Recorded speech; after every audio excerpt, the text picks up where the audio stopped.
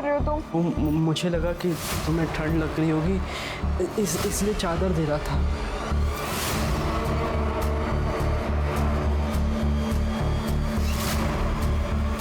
क्या कर रहा था तू? तुझे शर्म नहीं आती? अरे तेरी बुआ की बेटी है वो, तेरी बहन है वो, और तू? अरे ऐसा कुछ नहीं है जैसा आप सोच रही हो।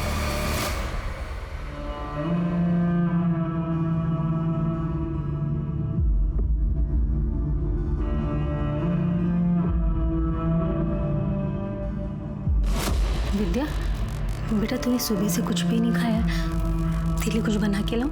हाँ, कुछ तो खा ले बेटा।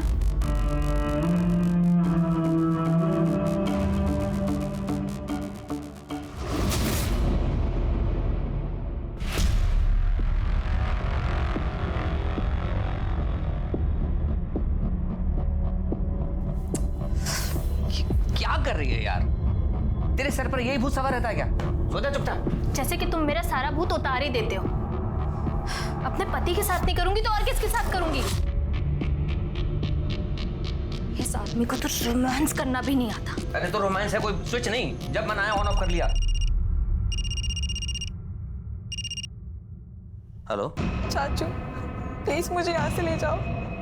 विद्या, बेटा क्या हुआ? मुझे मामा जी के घर से ले जाओ। विद्या मैं तुम्हें ले जाऊंगा, पहले ये बताओ कि हुआ क्या, तुम रो क्यों रही हो? वो संतोष भैया ना बड़े गंदे घूरते रहते हैं और ये आवाज छूने की कोशिश करते हैं। क्या? चाचू प्लीज मुझे ले जाओ, मैं नहीं रह सकती यहाँ पे। बेटा आप डरो नहीं, मैं आपको कल लेने आ रहा हूँ। अभी आप चुप हो जाओ और सो जाओ। ठीक है चाचू।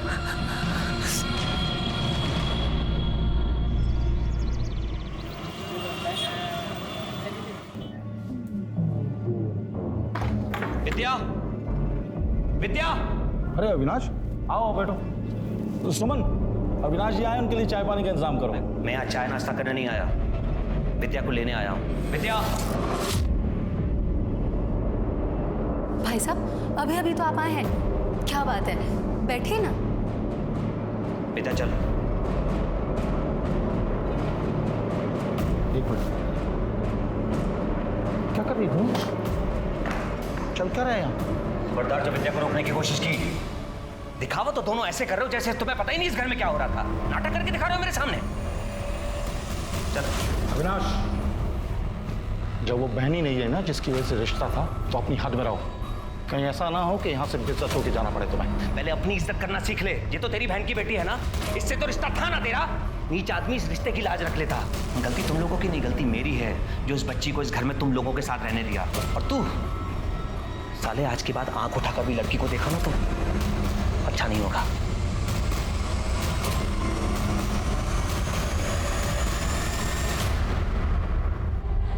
अच्छा हुआ अविनाश भाई साहब विद्या को यहाँ से लेकर चले गए। थोड़े दिन और रुकती तो पता नहीं इसके साथ क्या होता।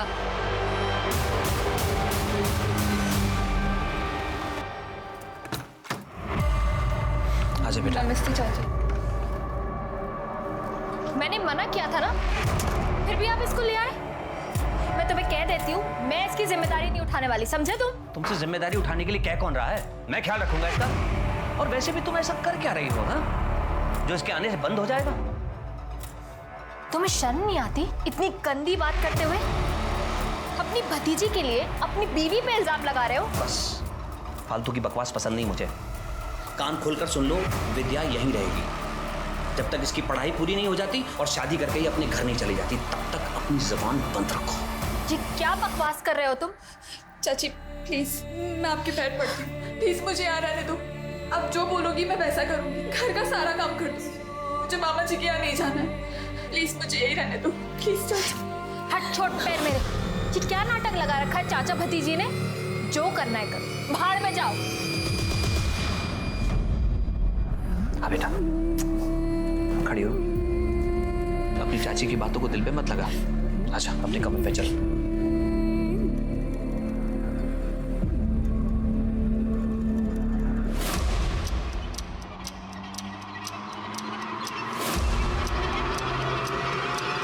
कुछ खो गया क्या? क्या ढूंढ रहे हो? नहीं मैं घड़ी से या पहने ही हुई है घड़ी।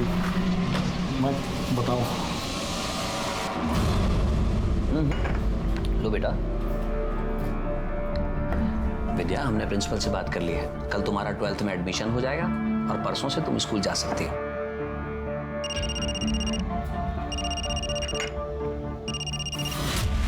हेलो, विद्या से बात करा मेरी। विद्या को तुमसे कोई बात नहीं करनी। देख, ज्यादा कलेक्टर बनने की कोशिश मत कर अविनाश। वो तेरी भतीजी है तो मेरी भांजी भी है। मामा उसका मैं। मामा नहीं साले, कंस मामा है तू। मुझे अच्छी तरह पता है तेरे घर में विद्या के साथ क्या हुआ।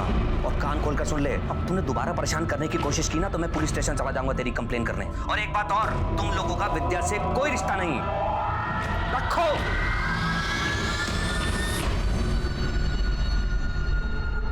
तो थोड़ा घर का काम करेंगी, या आपने भी अपने चाचा की तरह मुझे इस घर का नौकर समझ के रखा है? ये ले, चुपचाप ये खाना खा और ये सारे बर्तन मांज, समझी? और अगर बिना किचन साफ किए गई ना तो याद रखना।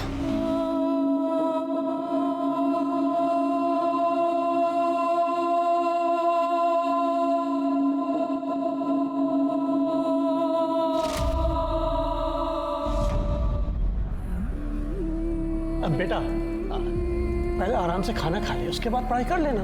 पापा मुझे नहीं खाना है, कल मेरा एग्जाम है और आपने मुझे रिवीजन नहीं कराया ना तो मैं फेल हो जाऊंगी। बेटा खाना नहीं खाएगी तो पेपर कैसे दे पाएगी? देख, मैंने तेरे मनपसंद की सब्जी बनाई है।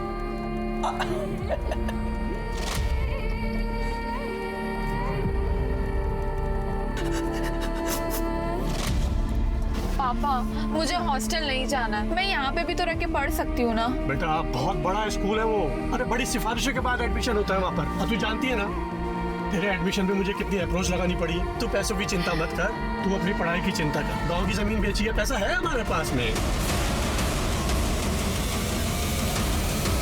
इकलौती बेटी है तू हमारी, जमीन नहीं भी बिकती ना।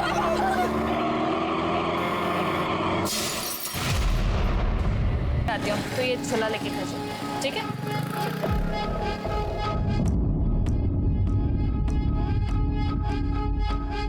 तू प्रसाद मैडम का बेटा है ना? तेरी मम्मी को जाके बताऊं कि बाहर आके तू क्या क्या हरकतें करता है? बता दीजिए, फिर हम भी बता देंगे कि हम मालती मैडम से कितना प्यार करते हैं। और प्यार करना कोई गुनाह थोड़ी ना है।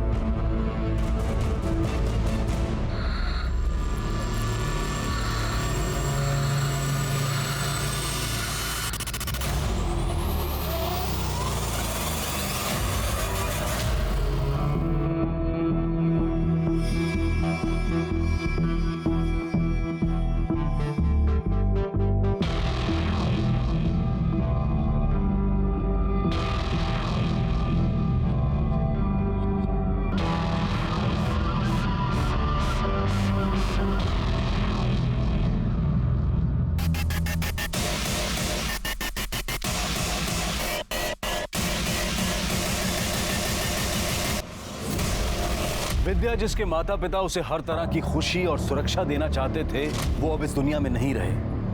और विद्या लाडली बेटी से अनाथ बन गई और अपने रिश्तेदारों की मोहताज हो गई। जहां उसके रिश्तेदारों को, समाज को उसके प्रति संवेदनशील होना चाहिए था, वहीं वो उसके एकदम विपरीत अत्याचारी बन गए। विद्या एक मासूम बच्ची जो पहले से ही दर्द में थी। लोगों ने उसकी रूह तक को नोच खाने का प्लान बना लिया था।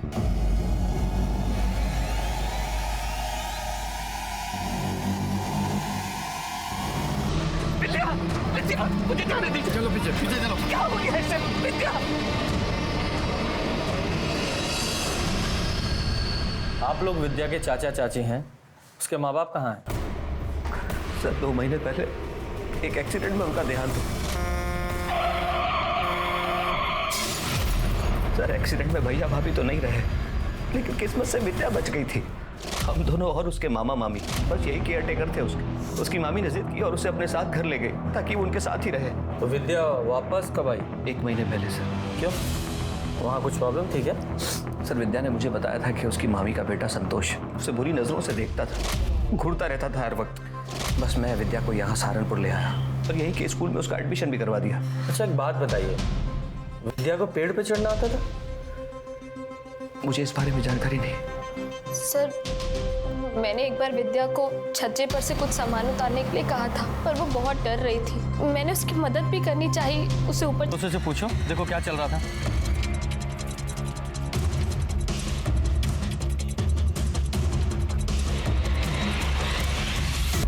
विद्या को पेड़ से लटका के मार दिया गया। किसने मार दिया? कौन सी बच्ची थी वो? बिना माँ बाप की बेटी को मारते हुए उस पे तरस नहीं आया उसे? हो गया तुम लोगों का नाटक। अविनाश ने हमें सब कुछ बता दिया है। तेरे इस बेटे की बुरी नजर थी उस पे। नहीं, ऐसा कुछ नहीं था। बकवास कर रहा है वो अविनाश। अच्छा, इसलिए 1 महीने के अंदर यहाँ से अपने चाचा के घर वापस चली गई और वहां जाती 1 महीने के अंदर उसका मर्डर भी हो गया। कैसे? देखिए, ये अविनाश ना एक नंबर का कमीना आदमी है। किसी ने विद्या को हमारे खिलाफ भड़काया और जबरदस्ती उसको यहाँ से ले गया, और हम तो बेटी की तरह पालते थे उसको। असली कहानी है सर कि विद्या के बाप ने उसके नाम पे 25 लाख की प्रॉपर्टी की थी कि वो 18 साल की होगी वो तभी मिलेगी, और अभी कुछ महीनों में 18 साल की होने वाली थी वो, इसलिए वो उसको ले गया यहाँ से। वो घटिया से आदमी कुछ भी बोल रहा है और आप मान रहे हैं? सर 25 लाख रुपए का लालच महेश को था, मुझे नहीं। तभी तो वो विद्या को लेके चला गया। अगर मुझे लालच होता तो मैं जाने देता उसे। मैं उसका चाचा हूं सर, उसकी जिम्मेदारी और पहला हक मेरा बनता है। तो वो 25 लाख रुपए की प्रॉपर्टी किसको मिलेगी अब? भगवान जाने किसे मिलेगी। मेरे हिसाब से तो सर एक नई महाभारत शुरू होने वाली है यहाँ। जब अनाथ बच्ची को सहारे की जरूरत थी तब तो कोई सामने आया नहीं। अब देखिए आप, यहाँ के वहाँ के सारे रिश्तेदार आ जाएंगे पैसों के लिए, बिलों से बाहर निकल कर।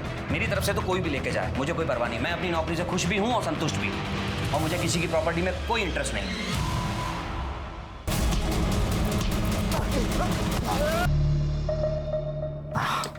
क्या है? जब देखो सब्जियां ढोते रहती हो। चलो बैठो, लॉज लेके चलता हूँ तुम्हें, मजे करा के लाता हूँ। पुलिस ने हमें साथ में देख लिया ना तो हम दोनों के पीछे पड़ जाएगी। सुन, भूल जा मुझे और आइंदा मुझसे मिलने की कोशिश मत करना, समझा? ये पुलिस का चूना ना हमें नहीं किसी और को लगाना, समझे? और मुझे तुमसे जो भी चाहिए, जब भी चाहिए, तुम्हें देना पड़ेगा।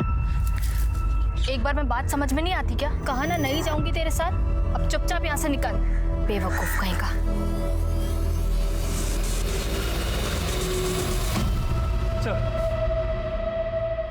सर विद्या की पोस्टमार्टम रिपोर्ट, उसकी मौत दोपहर 1 से 3 बजे के बीच हुई है, गला घुटने की वजह से। और गले पे जो रस्सी के निशान मिले, उससे ये पता चला है कि पहले उसके गले में फंदा डाला गया और उसे मारा गया, और फिर उसके बाद उसे पेड़ पे लटकाया गया। मिश्रा, फिर तो रस्सी पर कातिल की उंगलियों के निशान और विद्या के स्ट्रगल के निशान दोनों मिलने चाहिए। जी सर, रस्सी पे विद्या के फिंगरप्रिंट्स हैं, उसके स्ट्रगल के निशान भी है, लेकिन कातिल के फिंगरप्रिंट्स नहीं। सर लगता है उसने ग्लव्स पहने थे। इसका मतलब है पक्का मर्डर है, क्योंकि अगर विद्या ने पेड़ पर चढ़कर फांसी लगाने की कोशिश की होती और ऊपर से कूदी होती तो उसकी गर्दन की हड्डी टूटी होती। ऐसा तो पोस्टमार्टम रिपोर्ट में कुछ भी नहीं। सर एक और बात पता चली, रिपोर्ट के मुताबिक वो सेक्सुअली एक्टिव थी। मर्डर से कुछ दिन पहले भी उसने शारीरिक संबंध बनाए थे, लेकिन उसके साथ रेप हुआ था या उसने अपनी मर्जी से सेक्स किया था ये नहीं पता चल पाया, क्योंकि उसके प्राइवेट पार्ट्स पे कोई इंजुरी मार्क्स नहीं है। मिश्रा, ये मर्डर फुल प्लानिंग के साथ किया गया है और इसे जल्दी से जल्दी सॉल्व करने के लिए हमारे पास फॉरेंसिक रिपोर्ट का होना बहुत ज़रूरी है। कब आ रही है? बहुत जल्द आ जाएगी। मिश्रा, एक काम करो, एक टीम के साथ मेरठ जाओ और विद्या के बारे में पूरी डिटेल्स पता लगाओ कि उसका कोई बॉयफ्रेंड था या नहीं था। अगर कोई बॉयफ्रेंड नहीं था तो कोई ऐसा आदमी जिसकी नज़र उस अनाथ और अकेली लड़की पर थी, क्योंकि अविनाश के बयान के मुताबिक उसके मामा का लड़का संतोष, उसकी विद्या पर गंदी नज़र थी।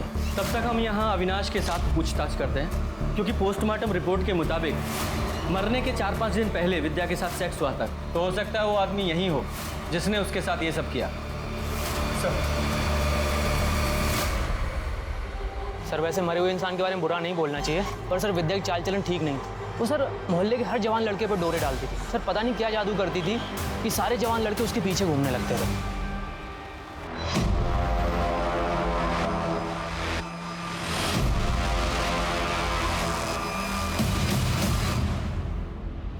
अबे फन्ने का, तेरे बाप की रोड है क्या ये जो बीच में खड़ा है?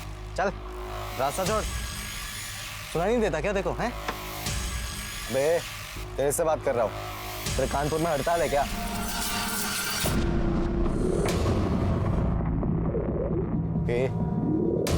कौन है बे तू? डरी डरी सी रहती थी, अपनी मम्मी पापा को याद करके बहुत रोती थी सर। उसने अपने मामा के घर के बारे में कुछ बताया था? बताया था सर, सब बताया था। ओए, वो विद्या है ना, तेरी बहन बुआ की बेटी? बहन होगी तेरी, दोबारा बहन मत बोलियो। वैसे भगवान ने गलती करी है, विद्या को इतना मस्त बनाकर और ऊपर से तेरी बहन बना दी। साले मुंह तोड़ दूंगा, बहन होगी तेरी, बहन मत बोलियो दोबारा। क्या हो गया, इतना क्यों चिढ़ रहा है? क्या हो गया? एक तो कब से ट्राई कर रहा हूँ, हाथ नहीं लगने दे रही, और ऊपर से तू परेशान कर रहा है। अरे विद्या, तू आ गई? ये देख क्या लाया हूं तेरे लिए मैं, आइसक्रीम। ये ले। मुझे नहीं खानी है। अरे खाना। मामा जी आप खा लो, मुझे नहीं चाहिए। अरे तेरा इंतजार कर रहा हूं, तेरे लिए लाया मैं। आप खा लो। अरे मैं खिलाता हूं, मैं खिलाता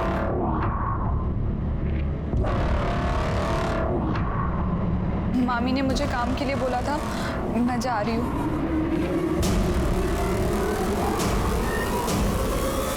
उसने मुझे अपने चाचा चाची के बारे में भी बताया था, तो मैंने ही उसे आइडिया दिया था कि वो अपने चाचा के घर चली जाए ताकि इन सब चीज़ों से बच सके।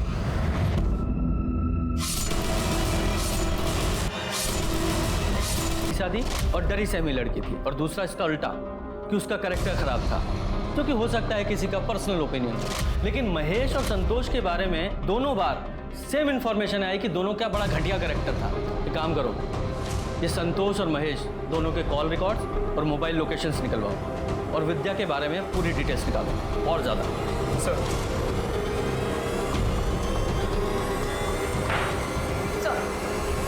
अविनाश सिसोदिया के पड़ोसियों से पता चला है कि मालती विद्या को बिल्कुल पसंद नहीं करती।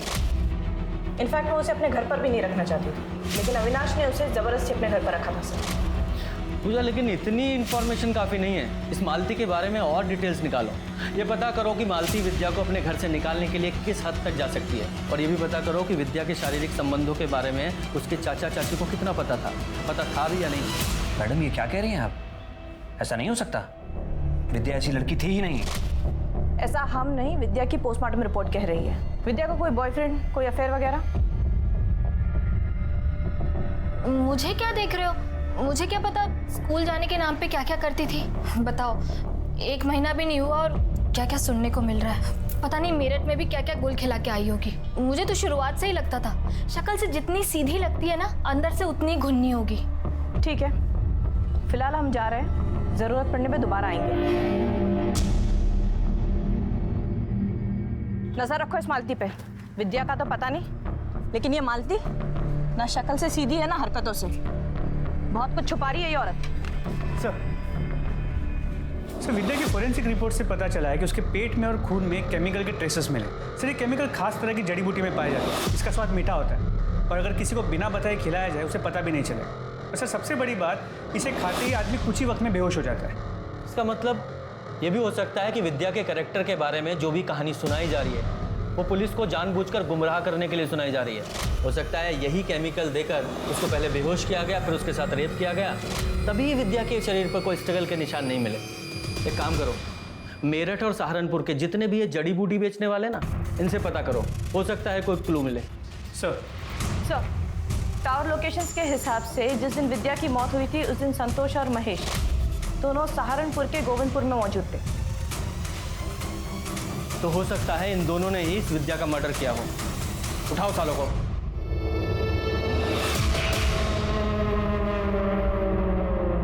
एक मिनट बात करते हैं।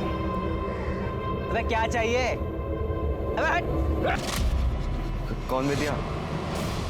हम किसी विद्या को नहीं जानते। नहीं सर। सर, सर, ये तो इस महेश की बीवी है, सुमन। ये मेमोरी कार्ड मुझे मेरे अलमारी से मिला। जब मैंने इसे अपने फ़ोन में डाला तो विद्या के कुछ फोटोज़ और वीडियोज़ मिले नहाने के, जो मेरे पति और बेटे ने निकाले सर। सिंह, गलती हो गई सर, बहुत बड़ी गलती हो गई।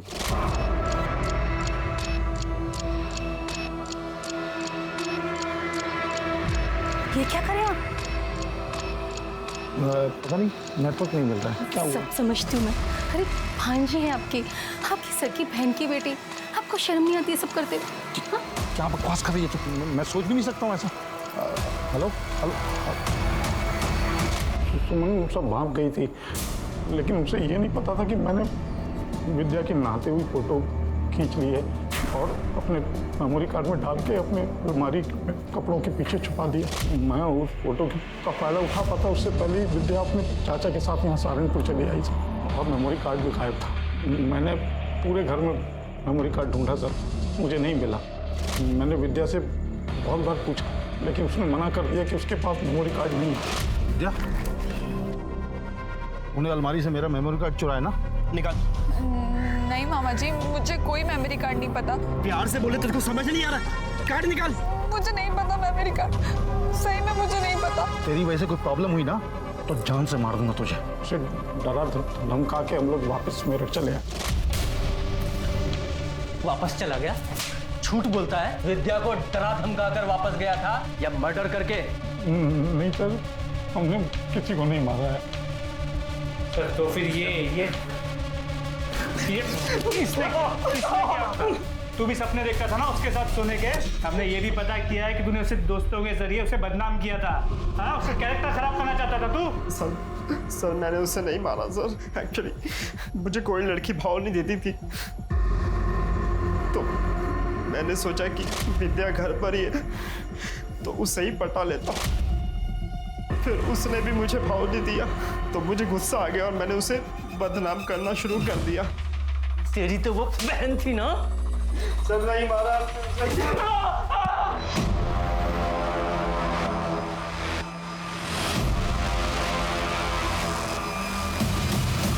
क्या बे, रास्ता क्यों रुका?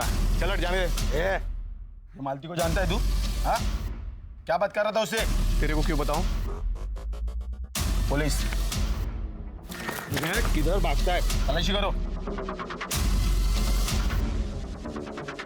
ये सब जेब में लेके घूमता है। किस किस को मारा इससे?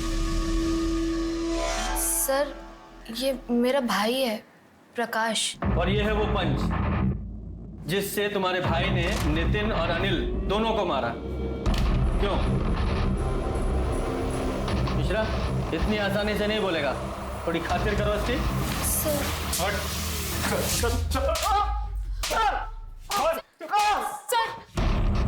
बताती हूँ। बताओ। मेरे पति अविनाश मुझ पर बिल्कुल ध्यान नहीं देते, ना वो मुझे खुश कर पाते। दिमाग खराब हो गया है क्या? मैं कोई? अरे हाँ, मुझे पता है कि तुम ऐसे टाइप की औरत नहीं हो। तुम अभी इसी वक्त यहाँ से बाहर निकलो और तुम्हारे मेरे बीच में जो कुछ भी था ना वो अभी इसी वक्त खत्म। अपनी शक्ल भी मत दिखाना मुझे। चलो निकलो यहाँ से। अरे अरे ठीक है, शक्ल नहीं दिखा सकते ना। ये वीडियो तो दिखा सकते हैं ना। उन्होंने विद्या को भी मुझ पर नजर रखने को कहा था। एक दिन थक हार के मैंने सब कुछ अपने भाई को बता दिया और उससे ये सब सुन के बहुत गुस्सा आया और इसने उन दोनों भाइयों को बहुत मारा। एक गलती को छुपाने के लिए तुमने दूसरी गलती की, यानी कि दोनों भाइयों को अपने इस भाई से पिटवाया। तुम्हें ये करने के बजाय पुलिस के पास आना चाहिए था। खैर ये बताओ, विद्या को तुम्हारे इन सब चक्करों के बारे में पता था? बोल। एक बार उसने हम दोनों को लॉज से बाहर निकलते हुए देख लिया था।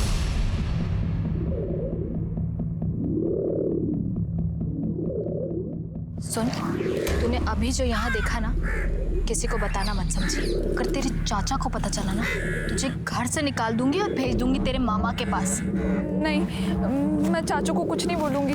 विद्या के बोलने के बाद भी तुझे डर था कि कहीं वो तेरे पति को ना बता दे, इसलिए तूने और तेरे भाई ने मिलकर विद्या को मार डाला। नहीं सर, हमने ऐसा कुछ नहीं किया। ऐसा नहीं तो कैसा किया? चारा बनाकर उन दोनों भाइयों के सामने विद्या को डाल दिया। नहीं सर, मैं तो खुद गलती से उन कमीनों के चंगुल में फंस गई थी। फिर मैं उस बेचारी मासूम विद्या को क्यों फंसाती? बेचारी मासूम विद्या? जब तूने विद्या को जड़ी बूटी देकर बेहोश करके उन भेड़ियों के सामने डाला था, तब नहीं ख्याल आया बेचारी मासूम विद्या का? सच बोल, क्या है? बोल। हमें पता है वो जड़ी बूटी तूने कहां से खरीदी, और उस जड़ी बूटी बेचने वाले ने भी तुम्हें पहचान लिया है। झूठ बोलने से कोई फायदा नहीं है। बोल, सारी बात बता। सर, मुझसे बहुत बड़ी गलती हो गई। क्या किया था तूने उसके साथ? एक दिन जब मैं और विद्या मार्केट से आ रहे थे, सॉरी। ये तू कहाँ जा रही है? अच्छा सुनना, मुझे इसके मजे चाहिए। बकवास मत कर, वो बच्ची है। अबे चुप, अम्मा बनने की कोशिश मत कर। तुझे जो कुछ भी करना है ना मेरे साथ कर ले, पर प्लीज उसको छोड़ दे। पकड़ो भाई। तू कुछ दाल चावल खाती है क्या? नहीं ना। अगर मैं तेरा वो वीडियो इस सारे शहर में वायरल कर दूं, वो वीडियो अगर इस सारी दुनिया ने देख ली ना, तो वो प्रॉब्लम भी तेरे लिए छोटी नहीं है। क्यों फालतू का रिस्क ले रही है? कल हम घर आएंगे, सारी चीजें तैयार करके रखना। विद्या, ये ले तेरी चाय। उसने मुझसे पूछा भी, पर मैंने उसे कुछ नहीं बताया।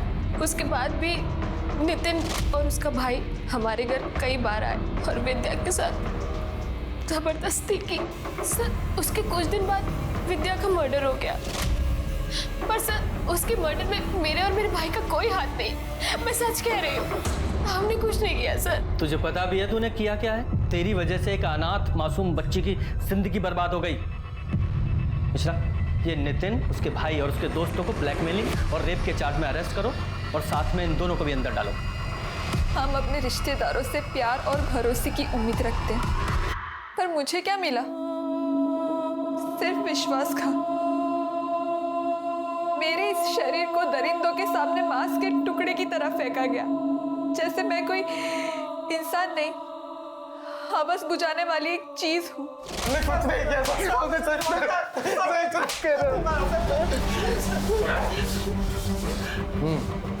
क्या बता? अबे बताना, बोल, बता।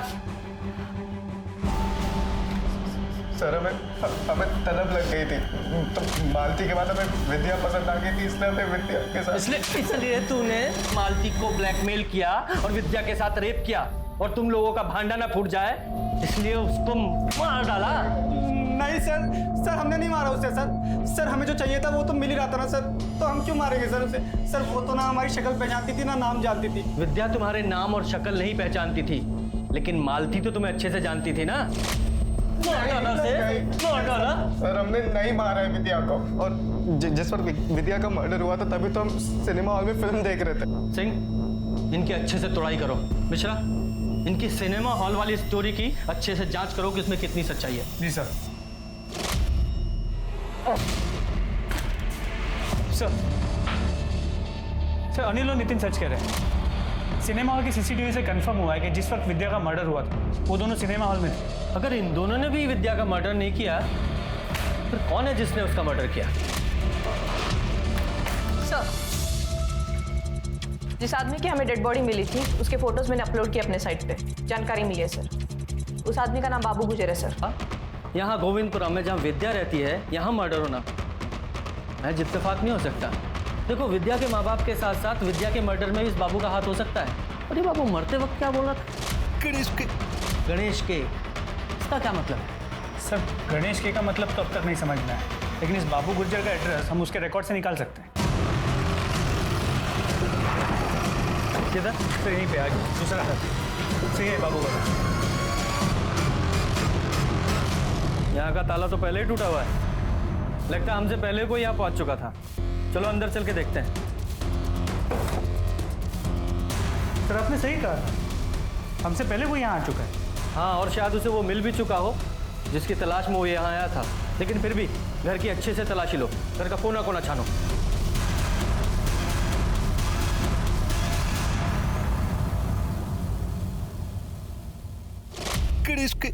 गणेश के गणेश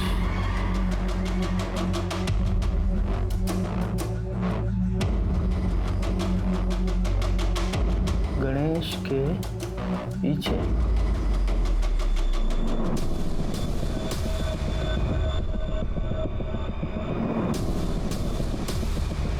सर, ये तो स्पाई कैम है, कैमरा है, इसे वीडियोस रिकॉर्ड होते हैं। सर, कहीं बाबू मरने से पहले इस पेन के बारे में तो नहीं बताना चाहता था? हो सकता है कातिल ने इसी की तलाश में इस घर की यह हालत की है और इसी में कुछ ऐसा रिकॉर्ड है जिसकी वजह से बाबू की जान गई।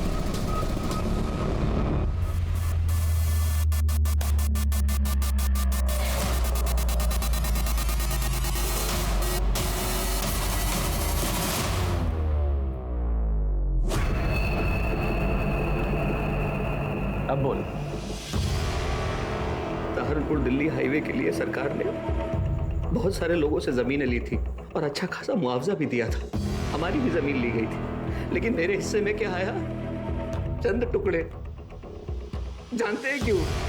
क्योंकि मेरे अपने ही भाई ने धोखा देकर सारी जमीन अपने नाम करा ली। मैं बदले की आग में मैंने बाबू से बात की और 1 महीने की मोहलत और ले ली। मैंने सोचा इस 1 महीने में विद्या को भी ठिकाने लगा दूंगा और 25 लाख रुपए और प्रॉपर्टी अपने नाम करा सकूं। पर एक दिन जब विद्या स्कूल से आ रही थी, मैंने सारी तैयारी पहले से ही करके रखी थी, तो मैंने एक फंदा बना के उसके गले में उसका गला घोट दिया। सब कुछ प्लान के मुताबिक चल रहा था, लेकिन पता नहीं बाबू गोविंदपुरी में उस दिन कहां से आके टपक पड़ा। वो खींच के बांध दिया ताकि सबको लगे कि एक सुसाइड है। बाबू मुझे धमकी देने लगा कि उसके पास मेरे खिलाफ सबूत है। अगर मैंने सुपारी की रकम के अलावा 10 लाख रुपए और नहीं दिए तो वो सारे सबूत पुलिस को दे देगा। कहां से देता मैं उसे? 7 कमीने होंगे जो उस बच्ची पर तरस नहीं खाएंगे, बल्कि उसका किसी न किसी तरह फायदा उठाना चाहेंगे। सड़ो सारी जिंदगी जेल में। अविनाश, महेश, संतोष, नितिन और बाबू जैसे लोगों को जानवर कहना दरअसल जानवरों के साथ ज्यादती होगी, क्योंकि जानवर भी तब हमला करता है जब वो असुरक्षित महसूस करता है या फिर अपना पेट भरना चाहता है। लेकिन किसी लाचार, मासूम, जरूरतमंद इंसान को सहारा देने से पहले हम उसका फायदा उठाने की सोचते हैं। जब भी ऐसी प्रवृत्ति, ऐसे विचार हमें अपने अंदर पनपते हुए दिखाई दें तो हमें तुरंत सतर्क हो जाना चाहिए, क्योंकि इसके परिणाम कभी भी अच्छे नहीं हो सकते।